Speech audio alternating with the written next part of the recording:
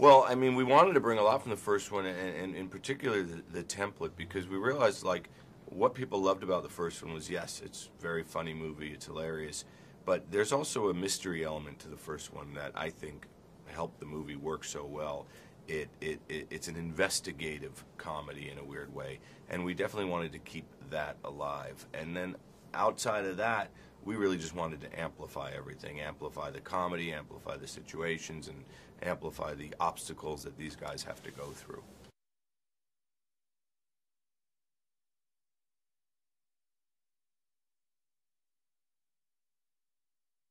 That scene we shot here because, quite honestly, that's just so many pages and such a big scene that to be able to shoot that on a stage where you could pull walls out and move around, it's just made a lot more sense than to shoot it there. So that was the first thing we shot, which was difficult because when you shoot movies out of order, obviously, you know. So they woke up first, then we pack everything up and we moved to Bangkok. And but like, you know, from the first Hangover and in this one, that wake up scene is kind of iconic because it's where all the every little thing actually means something ultimately. You know, every little thing is kind of a clue.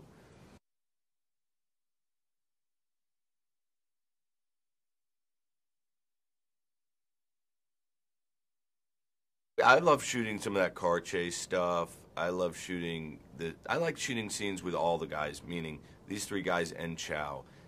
You know, he added a whole nother dynamic to that threesome that for me those were always great days, was when Chow was with them.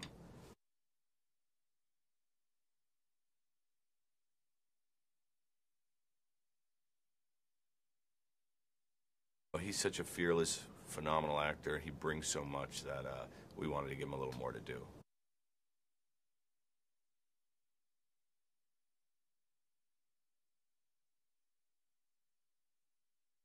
No, my guy's the same guy in every movie. This guy Barry, but he is a sex offender, so he could not get a passport.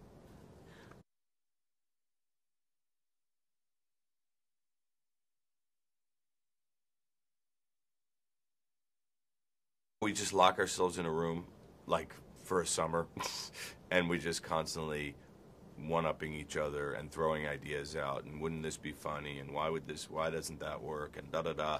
And it's just this back and forth. It's always hard to explain writing to somebody. It's just always sounds insane, but it's sometimes it's as simple as thinking of an image like a monkey in a vest with smoking a cigarette. That's just starts there, and then you realize why. Let's just put it in the movie, and we'll figure out why he's there. You know what I mean? And other times it's a little bit more involved, and it's a scene, or so we're just constantly pitching each other ideas.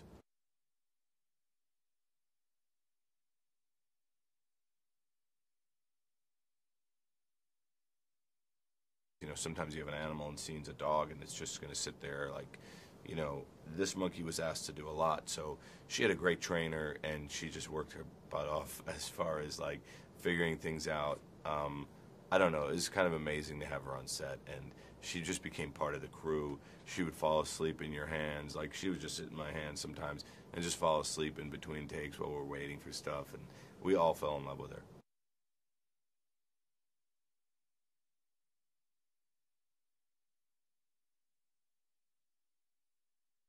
It was a lot harder than any of us had anticipated, and mainly just because of the crowds and the heat and the chaos that comes with a place like Bangkok. It really is.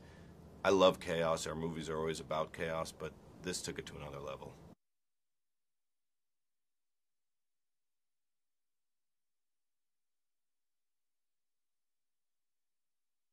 It was. It was. I think in that respect, it's actually easy to make a sequel. I've never done one before, but in that respect, it was easier. Everyone knew their roles, including me, but they all knew what their backstory was because their backstory was the last movie. Like, if you don't know, go watch it. I don't want to talk about it. So it was in that respect, you're right. It was a lot easier, and we just all gelled really fast.